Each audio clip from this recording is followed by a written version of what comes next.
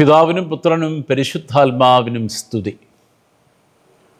കർത്താവിൽ പ്രിയപ്പെട്ടവരെ, ശ്ലീഹ നോമ്പിൽ നാം പ്രാർത്ഥനയോടെ ശ്ലീഹന്മാരുടെ മധ്യസ്ഥത ചോദിച്ചുകൊണ്ട് മുന്നോട്ട് പോവുകയാണല്ലോ.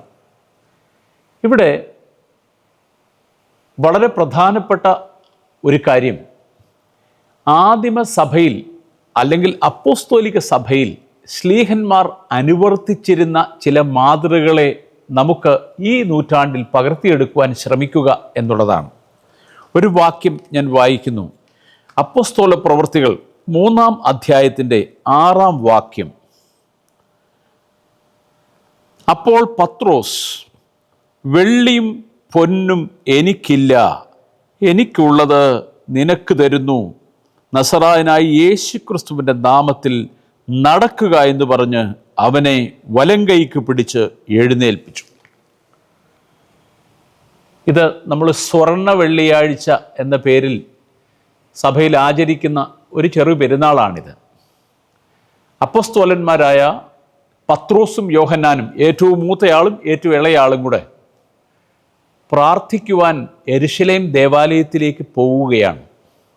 അത് 9-ാം മണി സമയത്തെ പ്രാർത്ഥന നടത്താനാണ്. ഉച്ച കഴിഞ്ഞ് 3 മണിയാണ് 9-ാം മണി എന്ന് പറയുന്നത്. നമ്മളൊരു കാര്യം ഇവിടെ പ്രത്യേകം നമ്മുടെ ശ്രദ്ധയിലേക്ക് കൊണ്ടുവരേണ്ടത്, അപ്പോസ്തോലന്മാർ ദേവാലയത്തിൽ പോയി പ്രാർത്ഥിച്ചവരാണ്. അവർ പരിശുദ്ധാത്മാവിൻ്റെ ശക്തിയൊക്കെ ഉയരത്തിൽ നിന്ന് പ്രാപിച്ച ശേഷവും അവർ യെരുശലേം ദേവാലയത്തിൽ പോകുമായിരുന്നു. They were part of the Jerusalem temple. അപ്പോൾ അവർ അവിടേക്ക് പോവുകയാണ്.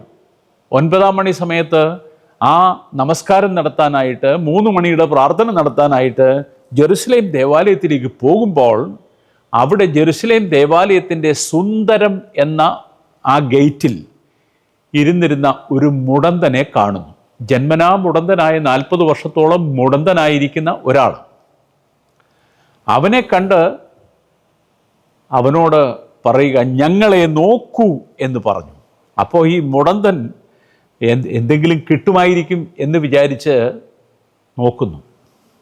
കാരണം ഈ ദേവാലയത്തിലേക്ക് പോകുന്നവരിലൊക്കെ ഒത്തിരി കാശുണ്ടാവുമല്ലോ, ഒത്തിരി നേർച്ചയിടാൻ വേണ്ടിയാണല്ലോ ദേവാലയത്തിലൊക്കെ പലരും പോകുന്നത്. അപ്പോൾ നിശ്ചയമായിട്ടും ഈ കീശയിൽ നിന്ന് എന്തെങ്കിലും എനിക്കും കിട്ടുമെന്നുള്ള വലിയ പ്രത്യാശയോടെ ഈ മുടന്തൻ നോക്കുമ്പോൾ അവനെ ഭഗ്നാശനാക്കിക്കൊണ്ട് പത്രോസ് പറയുകയാണ്, വെള്ളിയും പൊന്നും എനിക്കില്ല, എനിക്കുള്ളത് നിനക്ക് ഞാൻ തരുന്നു, നസറായനായ യേശുക്രിസ്തുവിൻ്റെ നാമത്തിൽ നീ എഴുന്നേറ്റ് നടക്കുക. ഇതെന്തൊരു വലിയ ഒരു കമാൻഡാണ്. നേരെ അങ്ങോട്ട് ചെല്ലുന്നിടത്ത് യെരുശലേം ദേവാലയമാണ്. അവിടെ ഇഷ്ടംപോലെ വെള്ളിയും പൊന്നും ഒക്കെ ഇരിപ്പുണ്ട്.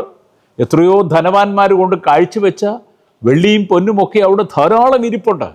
അങ്ങനെ ഇരിക്കുന്ന ഒരു വലിയ സ്വർണ്ണ ഭണ്ഡാരത്തിൻ്റെ ഇങ്ങേ തലയ്ക്കൽ ഇരുന്നുകൊണ്ടാണ് ഒരുത്തൻ ചോദിക്കുന്നത്, എനിക്കെന്തെങ്കിലും തരാമോ എന്ന്.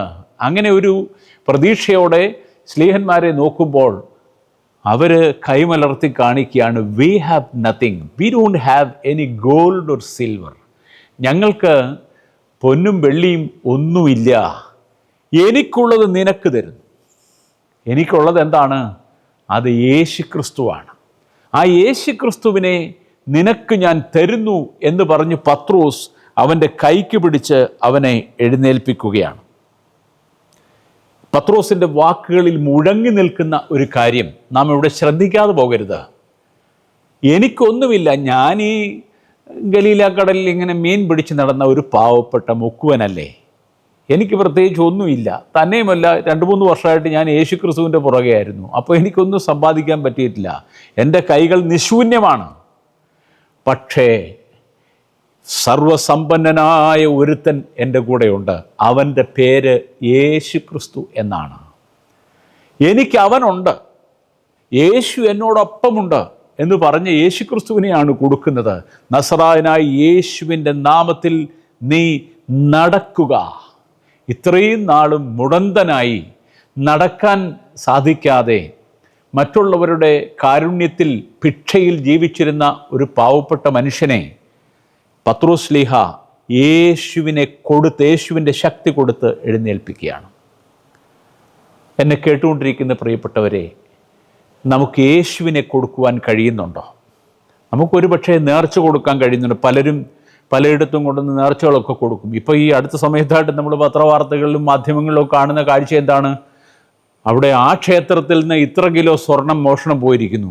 ഇപ്പോൾ തണ്ട് അവിടെ ഉത്തരേന്ത്യയിൽ ഒരു ക്ഷേത്രത്തിൽ നിന്ന് 60 കിലോ വെള്ളി ഒരുമിച്ച് മോഷണം പോയിരിക്കുന്നു. 1400 കോടിയുടെ മോഷണം നടന്നിരിക്കുന്നു. ഇങ്ങനെ ദേവാലയങ്ങളിലെല്ലാം ഇങ്ങനെ വെള്ളിയും പൊന്നിയൊക്കെ ധാരാളം ഇരിക്കുകയാണ്. നമ്മുടെയും ദേവാലയങ്ങളിൽ കാണുമായിരിക്കും, വെള്ളിയും പൊന്നും ഒക്കെ കാണുമായിരിക്കും. ആ വെള്ളിയും പൊന്നും കൊണ്ടൊന്നും യാതൊരു അർത്ഥവുമില്ല. യേശുവിനെ കൊടുക്കുന്ന സ്ഥലികളായി നമ്മുടെ ദേവാലയങ്ങൾ മാറണം. ഓരോ പ്രാവശ്യവും പള്ളിയിലേക്ക് എത്തുന്നവർക്ക് എന്ത് കിട്ടണം? യേശുവിനെ കിട്ടണം. കർത്താവിനെ കിട്ടിപ്പോകുമ്പോഴാണ് നമുക്ക് വലിയ ഭാഗ്യം ഉണ്ടാകുന്നത്. പള്ളി വലിയ മനോഹരമായിട്ട് പണിഞ്ഞെന്നോ അതല്ലെങ്കിൽ മറ്റുള്ളവർക്ക് വലിയ അഭിമാനം തോന്നത്തക്കവണ്ണം നമ്മൾ വലിയ ഗംഭീരമായിട്ട് ഇതൊക്കെ ഉയർത്തിക്കെട്ടിയെന്നോ ഒന്നും പറഞ്ഞിട്ടൊരു കാര്യവുമില്ല. If there is no Jesus within us and amongst us, there is no meaning in having any gold or silver. അത് പ്രത്യേകം ഓർത്തിരിക്കണം. ഇങ്ങനെ ധനം കൂട്ടിവെക്കുന്ന ഒന്നുമല്ല. തോമസ് അക്വിനാസ് എന്ന് പറയുന്ന പരിശുദ്ധനെ പറ്റി ഒരു കഥയുണ്ട്. നടന്ന സംഭവമാണ്. 13-ാം നൂറ്റാണ്ടിൽ ജീവിച്ചിരുന്ന കത്തോലിക്ക സഭയിലെ വിശുദ്ധനാണ് തോമസ് അക്വിനാസ്. അയാൾ വലിയ ദൈവശാസ്ത്രജ്ഞനാണ്. അദ്ദേഹം പോപ്പിനെ കാണാനായിട്ട് ചെന്നു. പോപ്പിനെ കാണാനായിട്ട് ചെല്ലുമ്പോൾ അന്നത്തെ പോപ്പ് ഇന്നസെൻ്റ് രണ്ടാമനാണ്.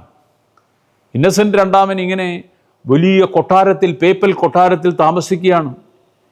അക്വിനാസ് കടന്നു ചെല്ലുമ്പോൾ ഇങ്ങനെ സ്വർണ്ണഖചിതമായ റൂമുകളും വലിയ ഇരിപ്പിടങ്ങളും ഒക്കെ ആയിട്ട് വലിയ ഒരു സമ്പത്തിൻ്റെ നടുവിൽ ഒരു സുവർണ മേഖലയിൽ കഴിയുകയാണ് പോപ്പ്. അപ്പോൾ ഈ ഇന്നസെൻ്റ് രണ്ടാമൻ തോമസ് അക്വിനാസിനോട് പറഞ്ഞു, അയാളൊരു സന്യാസിയാണ്, അയാളോട് പറഞ്ഞു, നോക്കേ തോമസേ, നമുക്കിപ്പോൾ എന്തെങ്കിലും പഞ്ഞമുണ്ടോ? പത്രോസ് പണ്ട് എന്ത് പറഞ്ഞു? എനിക്ക് വെള്ളിയും പൊന്നുമില്ല എന്ന് പറഞ്ഞു. But we have enough gold and silver now എന്ന് പറഞ്ഞിട്ട് അവിടെ ഇരിക്കുന്ന സിൽവറും ഗോൾഡും ഒക്കെ അക്വിനാസിനെ കാണിച്ചെന്നാണ് പറയുന്നത്.